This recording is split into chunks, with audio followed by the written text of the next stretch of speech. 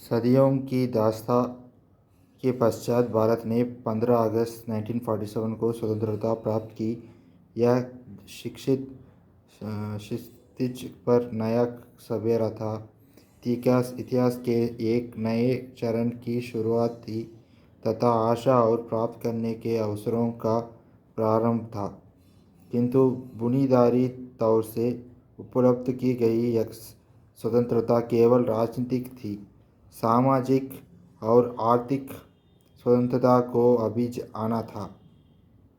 भारत की एक बहुत बड़ी जनसंख्या को सदियों से मानवीय मानकों से नीचे की जिंदगी जीनी पड़ी थी।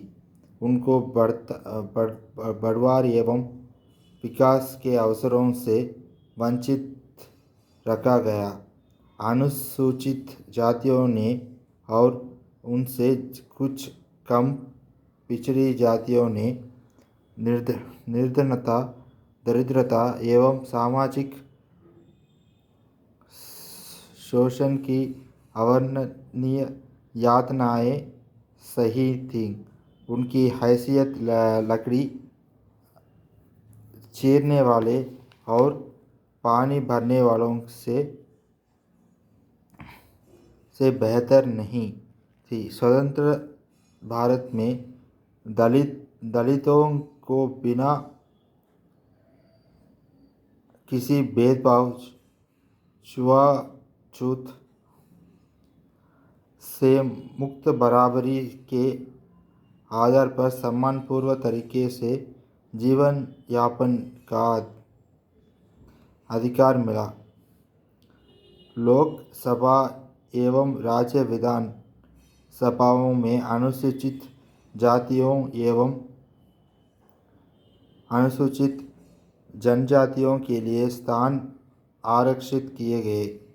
इन वर्गों को शैक्षणिक संस्थाओं एवं सरकारी नौकरियों में आरक्षण का लाभ मिला। वर्तमान शताब्दी के 8वें दशक ने समाज के इस अभागे वर्ग को राजनीतिक एवं सामाजिक उत्थान का बड़ा अवसर प्रदान किया। राजनीतिक धरातल पर कांशीराम और मायावती के नेतृत्व में बहुजन समाज पार्टी उभरी, जिसने शोषित और दलित वर्ग के हितों को अपनाया।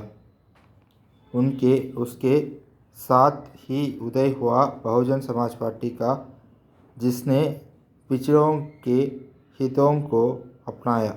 राजनीतिक क्षितिज पर हुए इस परिस्थिति कारक ने अनुसूचित जाति, जनजाति और पिछड़ों की आशा और आकांक्षाओं को नया आयाम प्रदान किया। धीरे धीरे उनकी राजनीतिक शक्ति बढ़ी और उन्होंने 1993 में उत्तर प्रदेश में सरकार भी बना ली। बाद के चुनावों में भी उन्होंने बहुत अच्छा प्रदर्शन किया और इतनी शक्ति प्राप्त कर ली कि कांग्रेस और भाजपा सरीके राजनीतिक दल उनसे गठबंधन करने लगे और उत्तर प्रदेश में सरकार का गठन किया। मायावती एक दलित नेत्री का मुख्यमंत्री के रूप में प्रतिष्ठित किया जाना अत्यंत महत्व की घटना थी। इससे भी अधिक महत्व की घटना यह थी कि श्री के.आर. नारायणन, जो कि एक दलित वर्ग से थे, भारत के राष्ट्रपति के रूप में पदस्थ किए गए। संतोष का विषय है कि आप भारत के मुख्य न्यायाधीश भी दलित वर्ग के रहे हैं। लोकसभा की स्पीकर मीरा कुमार और भारत के गृह मंत्री सुशील कुमार शिंदे भी दलित वर्ग से हैं। इन दलों की अभूतपूर्व सफलता सत्ता, समाज और देश की अर्थव्यवस्था में अपना उचित स्थान का दावा करने हेतु दलितों के उत्थान का प्रतीक है। इस घटना का स्वागत किया जाना चाहिए क्योंकि इससे उन लोगों के लिए समाज में सम्मानजनक स्थान पाने का मार्ग प्रशस्त होता है, जिन्होंने शताब्दियों का अत्याचार, आर्थिक तंगी और राजनीतिक शून्यता सही है। पिछले 50 वर्षों के दौरान विश्व भर में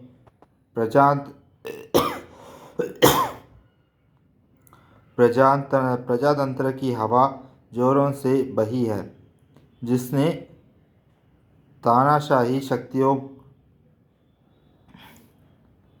को ध्वस्त करके रख दिया है, किंतु इसने दलितों को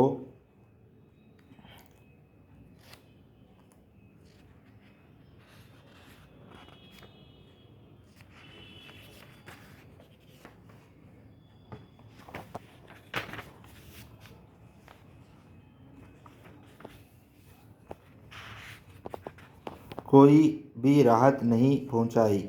लोकतंत्र तो समाज के उच्च वर्ग के लिए था, उनके लिए जो टाट बाट की जिंदगी व्यतीत करते थे और जिनके हाथ में आर्थिक शक्ति केंद्रित थी। लोकतंत्र जनता के लिए जनता द्वारा शासन था, किंतु दलितों को जनता की श्रेणी से अलग रखा गया। दलित तो मात्र चुनाव के दिनों में महत्वपूर्ण होता था।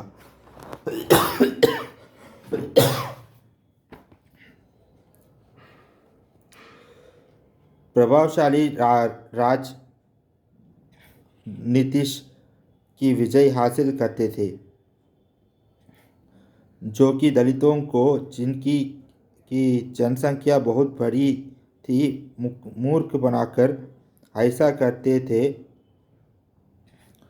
अन्य मामलों में दलित अभी भी लकड़ी चीरने वाले और पानी भरने वाले की स्थिति से बेहतर नहीं थे।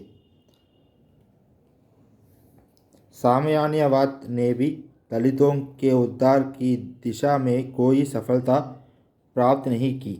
वास्तव में साम्यवाद तो साम्यवादी दल की तानाशाही मात्र बनकर रह गया। सर्वहारा वर्ग की तानाशाही भी की इस धारणा सर्वहारा वर्ग की आंखों में धूल झोंकने की एक चाल थी, जिससे साम्यवादी नेताओं को सत्ता में ला सकते। साम्यवादी सोवियत यूनियन के विघटन के साथ साम्यवाद के पतन ने पूंजीवादी शक्तियों के लिए मार्ग प्रशस्त कर दिया, किंतु कहीं भी किसी भी चरण में दलितों के उत्थान की बात शासकों के लेके जोखे का नियोजन में नहीं रही। इसे तो वही जीवन बिताना पड़ा जो यह शताब्दियों से बिताता रहा था, जिसको कोई सामाजिक मान्यता नहीं,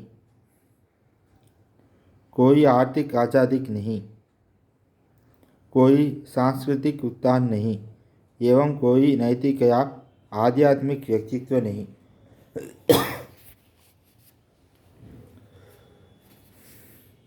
पिछड़े दलित और अनुसूचित जातियों को गठबंधन की हाल ही में हुए उत्तर प्रदेश विधानसभा चुनावों में विशेष रूप से और भारत के अन्य भागों में सामान्य रूप से लगातार विजय और उनके द्वारा सरकार का निर्माण निश्चित रूप से एक महत्वपूर्ण ऐतिहासिक घटना है। जैसे कि पहले कहा जा चुका है, इस यह दलित के उदय उसकी चेतना के उदय का प्रतीक है। इस वजह से उनकी अन्य राज्यों में जहाँ पर जब भी चुनाव हो विजय की आशा बंधी है। इस परिगतियों परिगणितों की सफलता के बहुत के से कारण हो सकते हैं, विशेषकर ऐतिहासिक कारण, किंतु तात्कालिक रूप से मुलायम सिंह यादव और कांशीराम के करिश्माई नेतृत्व इसके लिए बहुत कुछ जिम्मेदार रहे हैं। बहुजन समाज पार्टी की नेता को मायावती ने दलितों को संगठित किया और उसे एक सशक्त राजनीतिक दल की प्रदान किया है। वर्तमान में अप्रैल मई 2007 के विधानसभा चुनाव में इस दल ने सवर्णों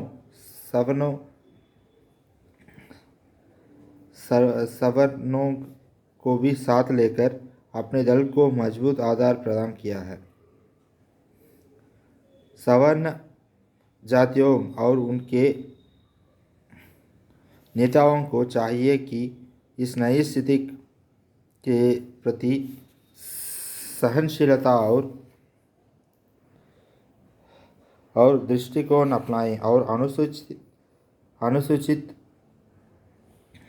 जाति जनजाति के सदस्यों को सहानुभूतिपूर्ण समर्थन दें और जो सत्ता में आ रहे हैं और राजनीतिक सामाजिक व्यवस्था में उच्चतम पद प्राप्त कर रहे हैं, उन्हें पूर्ण ऊंचाई का विकसित होने का अवसर दिया जाए, चाहे उन्हें इसके लिए कुछ त्याग भी ही क्यों न करने पड़े। इसी से न्यायपूर्ण सामाजिक व्यवस्था के लिए मार्ग प्रशस्त होगा। एक ऐसी व्यवस्था जिससे अत्याचार, शोषण और दास्ता का अंत हो जाएगा और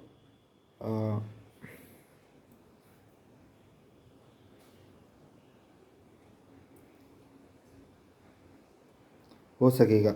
दलितों की इस विजय में चुनाव आयोग का भी योगदान है, जिसने स्वतंत्र और निष्पक्ष चुनाव करने के लिए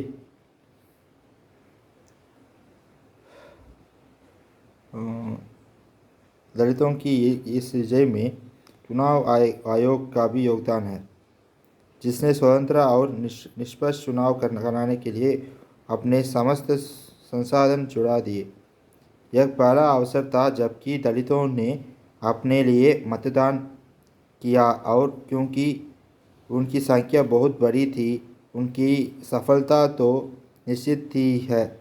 झूठे नारे की अपील का उन पर असर नहीं पड़ा, अपितु अपने ही शासन की स्थापना की संभावना अन्य किसी भी प्रकार की अपील पर भारी पड़ी। उच्च वर्गों की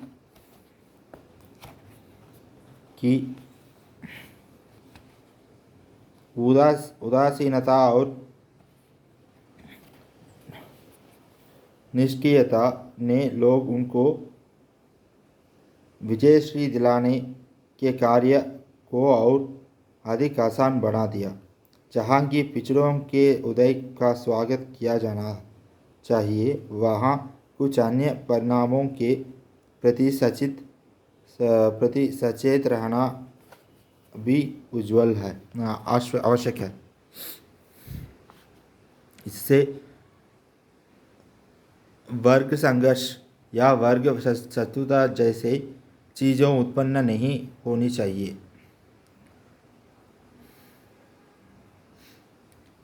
शासन स्तर पर निर्णय निष्पक्ष रूप से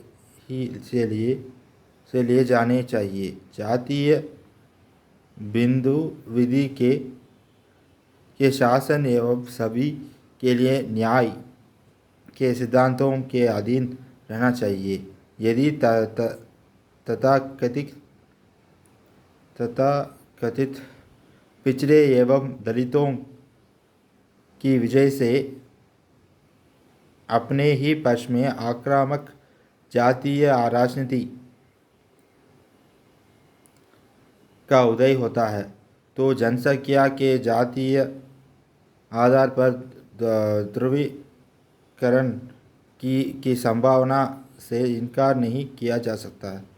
यदि किसी दिन यह ध्रुवीकरण वास्तविकता में परिवर्तित हो गया तो वह भारतीय लोकतंत्र और उन सब सिद्धांतों के लिए जिनके प्रति लोकतंत्र प्रतिबद्ध है सबसे अधिक दुख का दिन होगा। दलितों के अधिकारों के दावों की घटना से उत्कृष्टता के दमन का रास्ता नहीं खुलना चाहिए। इससे दलितों के सही विकास का मार्ग प्रशस्त होना चाहिए। सामाजिक और सांस्कृतिक विकास से रहित राजनीतिक सत्ता की प्राप्ति से निकृष्टतम प्रकार की तानाशाही को जन्म मिल सकता है। इसलिए यह आवश्यक है कि सत्ताधारी इन अपूर्ण कार्यों को पूरा करने की और ध्यान दें, तभी दलितों के उत्थान अथवा अभ्युदय को एक स्थायी वास्तविकता बनाया जा सकता है।